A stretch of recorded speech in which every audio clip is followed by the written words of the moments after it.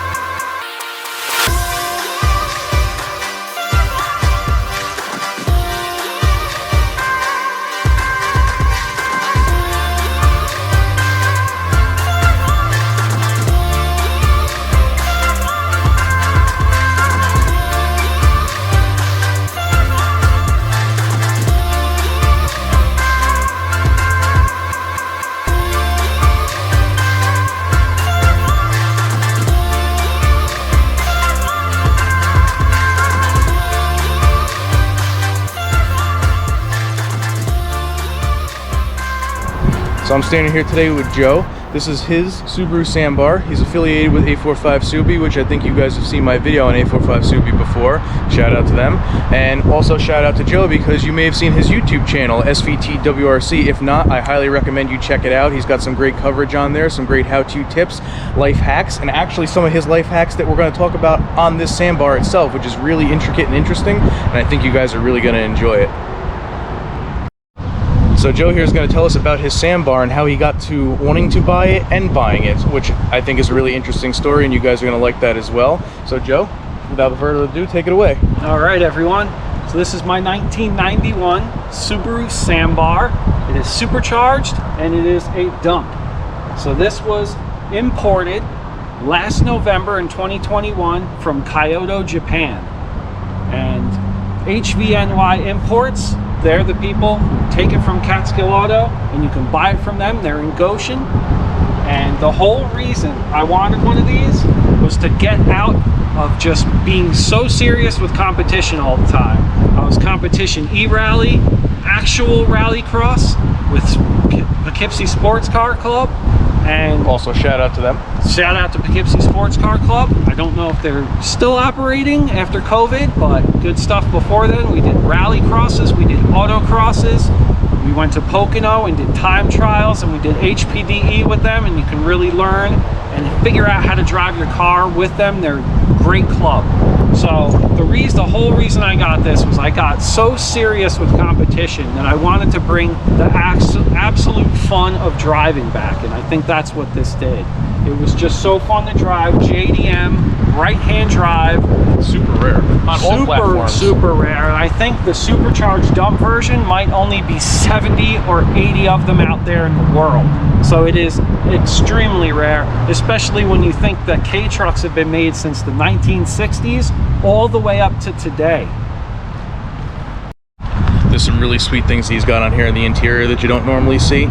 Generally, you see people with like quick release steering wheels, the sports steering wheels and stuff like that. Have you ever really seen it on a K-truck before? I know I haven't, and I've been around these cars for a hot minute, but you gotta see this.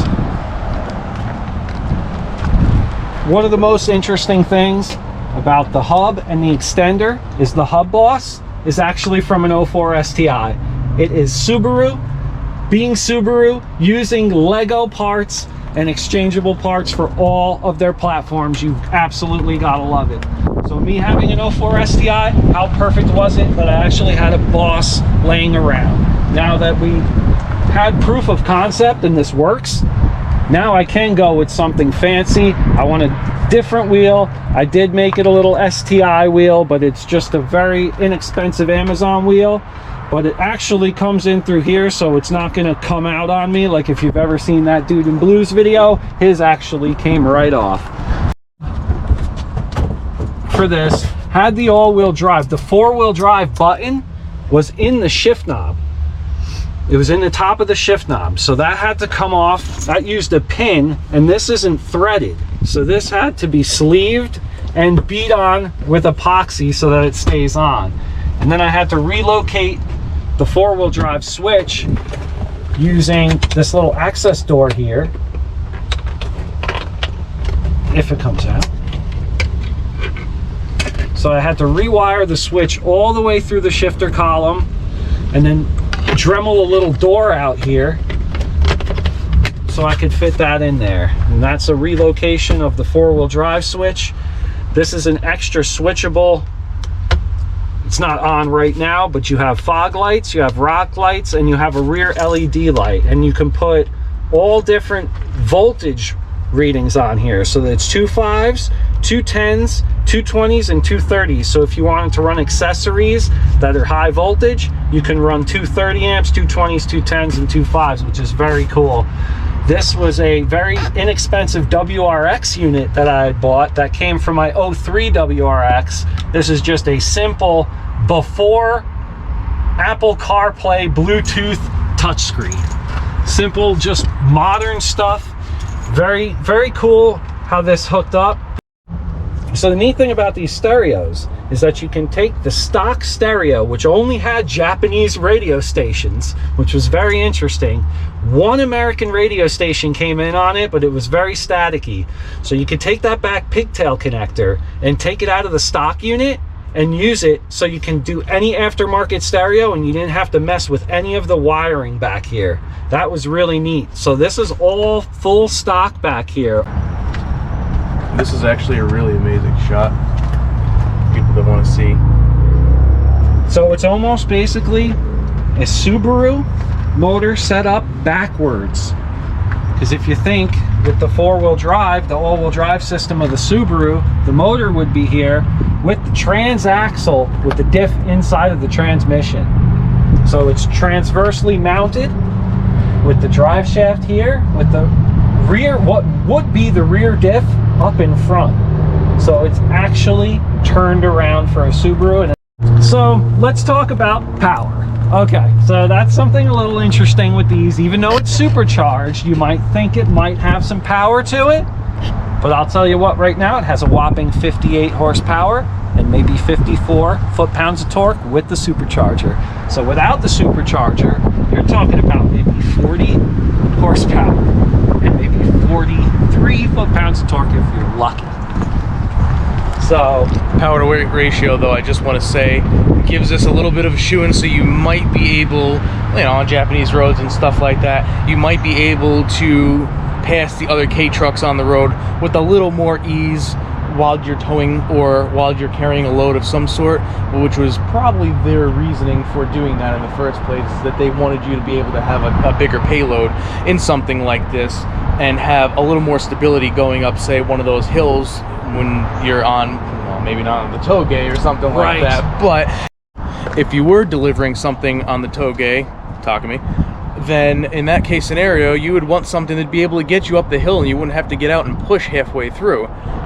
Enter the supercharged version of this, and that's the direction they were trying to go in. But, you know, they can only do so much in such a small vehicle. So I think, in my personal opinion, Clover 4 style in this this engine arrangement with this setup is pretty awesome. It is pretty rare. You don't see it in Japan, let alone here in this country. So the fact that you guys get to watch this right now is awesome. Super unique to the K truck family here is the Subaru's independent rear suspension. Now, I've gone through hairpins with this, not knowing, and I was going way too fast. Thank goodness this thing has independent rear suspension, because I'd be off the side of the road already. This thing actually hooked up and grabbed. I couldn't believe it. Yes, it's got Rockstar energy drink coil covers for the rear struts. And little 12-inch tires that actually have made it up some type of mountainous terrain before. This thing is like a little billy goat. When you put it in four-wheel drive, it will actually do some damage. It's pretty good on the hills. It's pretty good up a mountainside, especially with these all-season tires. If you didn't have these and you had more of the road-going tire, like a touring tire, you're probably not going to get too many places off-road, but the four-wheel drive will still help you out. But if you do put one tire up, this grip will help you out, and it definitely did. You just got to watch when you're working on it, because this guy will come close to your head and will give you a close shave. I don't need that, so it's okay. But I wouldn't want to lose hair on the deal. Definitely not. Hydraulic dump, electric hydraulic dump. And people say it is one of the fastest up and down dumps they've ever seen. Probably just because of the factory spec of it. It was just made to be so efficient. Where if you're going to do an aftermarket one. I just want to point out that we're both tall individuals. I'm 6'2" and a half. You're about 6'2". Yeah, so we're about the same height, and we managed to fit in this somehow. Like, I'm up to my knees and knees. Yes. But we're fitting. So this is... You fit. So I've done probably the most endurance drive I've done with this is about an hour and a half before I have to take a break and stretch your legs. The one thing I do find is that if you don't stretch out before you go on that drive, you will get a little cramped up. Oh yeah. But it comes with the territory. If you're 6 foot and you're gonna drive a K truck, that's what you're gonna experience. So that right there, I believe, is my brand new alternator. I think one of the pulleys in it is a little messed up. Or the bearings. So I might have to, I have an extra kit for it, a Denso kit. Nice. So I can rebuild most of this alternator. So I was going to take the spare alternator and rebuild that and make that into just a complete other, just roadside, if I needed to, emergency, just put a brand new one in. One thing I have to say was that little U-bot that we did back there, that was quite the tight turn, and this has a really good turning radius. This is like go-kart turning radius. I think it might be 35 to 40 degree turning radius, which is excellent. Even better than some of the small delivery trucks, even better than a mail truck, which the mail trucks, those LLVs, have amazing turning radius, and I think those are only 45 degree. So this has excellent turning radius, and you can bang U's in this in the middle of the street like you wouldn't even believe. Staying in the same lane too, nonetheless. Pretty much. So anybody that's thinking of using one of these as a drift car, you got your turning radius already. All you need is your angle kit and you're good to go. And, well, that, yes. And you'd want to probably get a locking rear diff. Now, these do come with locking rear diffs, but finding a supercharged dump locking rear diff with the 5-speed I think it's almost impossible. I don't think that's gonna happen. Even think they make them. And if they do, they made like 2 of them. Right. Because that is top option. So right now we're in what's called the Super Deluxe. So you get things like these window vents come stock, which they don't, and they're very expensive. They're Japanese, and these right here, these little pulley handles. The oh shit handles. Yes, the oh shit handles, definitely. You're gonna want them in Got this. one over here too. Yes, and those were a factory option, which came with the Super Deluxe version. So finding the Super Deluxe version with the dump and the supercharger, now we're talking seriously rare air, and good luck finding that. So I've taken this drifting in the snow. Okay, there you go. It's okay. It slides and it snap oversteers because there's no locked rear diff. So you will get the open diff sensation, and it will come around on you really quick when you're trying to oversteer it. MR2 style. It's Mr. 2 for sure. That's right. For sure. Just like that. And if you get it good enough where you've got enough like power over, like even right now, I don't want to do it too crazy because there's a lot of gravel, but if you power over just a little bit, here, we'll do it. It'll come around, but you can't hold it. Right. Because I felt it. It felt like it. For those that can't feel what I'm feeling while we're sitting in the car, it was like a slight hop of like the most weighted end of the car, which is that's literally what you're gonna get with a snap oversteer. But what's really cool is that you don't have the general understeer that you would find in most K vehicles, Japanese K vehicles in general, be they 4-wheel drive or front-wheel drive. Well, obviously front-wheel drive understeer is, understeer is to go without saying. Prevalent. But some of the 4-wheel drive ones, you don't see them as much, but it will still plow a little bit, whereas this one here really does act a little more rear-wheel drive-ish. So maybe my joke about drifting isn't so much of a joke after all. No, you actually can pull it off with the right modulation of throttle and the right weight distribution. You got to really be able to chuck that weight to that rear tire, and it'll work. So gearing in this is another thing. First gear is literally, I think, 10 miles an hour. So the top of first gear, if we'll start off here, you'll see that we'll get up to there. That's about it. Yeah, that was like maybe 11. So first gear is almost unusable.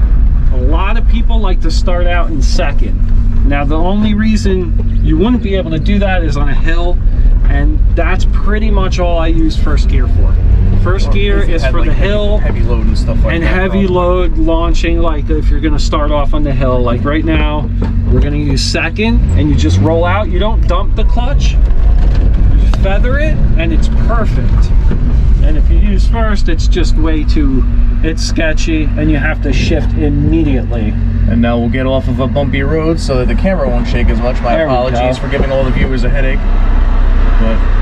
And we'll just get her out real quick. We'll put some RPMs in her, and we'll bring her back.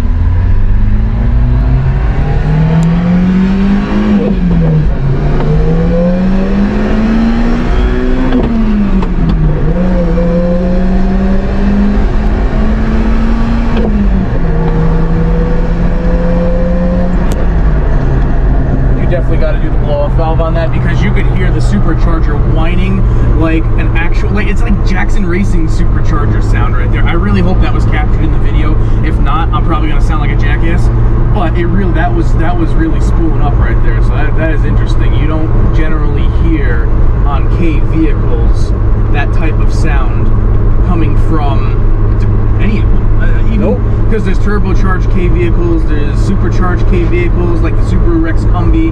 Those were supercharged, top mount intercooler, 3 cylinders. The other one, Mitsubishi made a couple of different ones. The names are escaping me right now. Minicab, the Mitsubishi Minicab. Honda made a K truck as well. Yes, that was the Acti. And obviously Daihatsu was a big K maker in general. Like the Daihatsu Charade was like one of the most popular K hatches, and like those there, you hear like these little tiny turbo noises, and you know, it's cute. It's very powder puff. This actually sounded like a real, dare I say, supercharger, which I think is just awesome on this here. I'm doing a quick U-bop.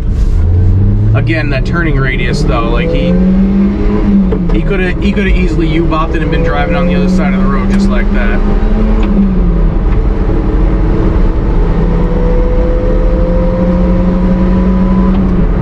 Cue the supercharger note. Meow. That's right. And now a lot of that has to do with the fact that I deleted the Snorkis on this. Right. And if you... No, actually, you take it away. I love talking about Snorkis deletes because people that aren't in, some people that are into Subarus, for the life of me, I don't understand why they haven't like thought of these things, read up on them. I mean, you got Naziak, you got all the forums on Facebook about Subaru. The Snorkis delete and all its glory. Joe, take it away. So the Snorkis was originally invented to keep the driver's noise down. What is it? Noise, vibration, and harshness. Right. NVH. So what happens when you supercharge or turbocharge an engine and you're straight intake like that, you'll hear a lot of the bypass blow-off valve and a lot of the turbo noises through the intake. Which is some of the best noises ever known to creation. Ever known to man. It's the sound of our people. Right. Why would you silence that? So I get it, and a lot of people don't like to listen to that intake noise, especially on the turbocharged, the WRXs. You get the intake suction noise as well as that beautiful, satisfying bypass valve noise. So a lot of people don't like that, so they started inventing what's called the Snorkis, and the Snorkis is a huge jungle gym of PVC pipe. It could be PA6, whatever have you, and with extra resonators and all that stuff, depending on your make or model that you have of the WRXs and the STIs. So I'm picking those because it's the most common that people buy and mod in this country. But yes, pretty much everything Subaru, when you think Subaru, at least I do anyway, I think Snorkis, and I think Snorkis delete, because that was one of the first things I did besides hella horns on my WRX when I got it, was delete that shit. And the noises that come out of it are just glorious. Godly. Absolutely glorious. So same thing here. Subaru figured out there's supercharger noise, and we don't want that. And they figured that the normal consumer doesn't want to hear those superchargers or those intake noises. But we, as enthusiasts, absolutely love that. Love to hear that. So exactly. The first thing I did was hunt down in the intake tract what I saw as the Snorkis. And this one was only this big because the intake's only so large. But the STIs and the WRXs, like mine can and yours, be this whole entire size of my torso, and was. Okay, so JDM batteries had different posts on them. The posts were so tiny that these USDM terminals didn't fit. So I had to upgrade the battery to the Group 26 size with, I believe, what is a 17 mil and a 19 mil post. So I had to redo the posts on these. And of course, at Wicked Big Meat, when my alternator went, I had to use the Japanese battery. So now I had USDM posts and terminals with the JDM battery. So I actually had to use some crazy glue and duct tape. And that got us home that day, and it got us to the Wicked Big Meat. And a side note on that, Wicked Big Meat from here is roughly about 2 hours, so that's quite the place to be stranded when you're all the way in the Hudson Valley side of New York, and you went all the way to Stafford Springs, Connecticut, and it decides to take a giant shit. It was rough, but we made it. We got it done. That's what counts. So one thing that's really cool, but also kind of bad for people that are our height, is where the gas cap location is on that. We're just gonna zoom in on this guy here. You have to crouch down in order to fill this thing. And for some reason, lock and key. Yep.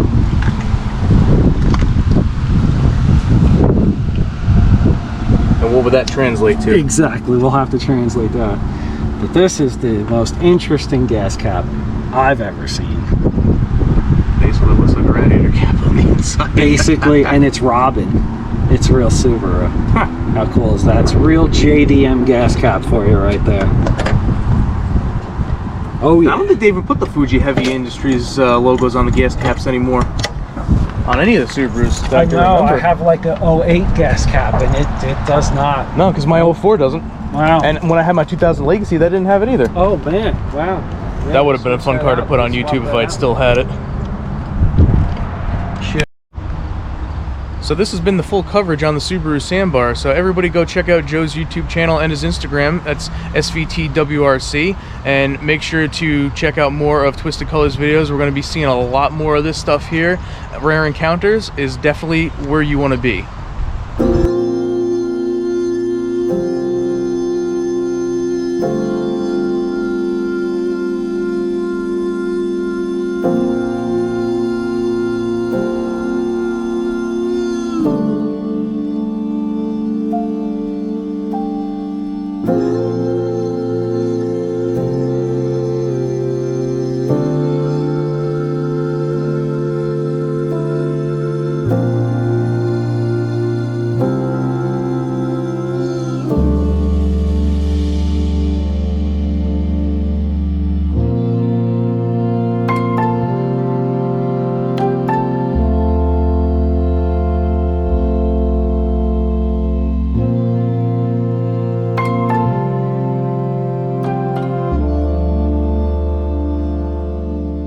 You had some of the actual what do they call them back here?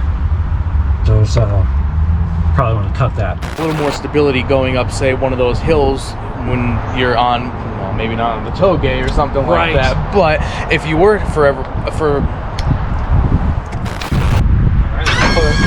the dumpy tanks up, because you always feel good after a good dump. Tagline, make a shirt after that. So this has been the Subaru Sambar feature, and I want everybody to go and check out Joe's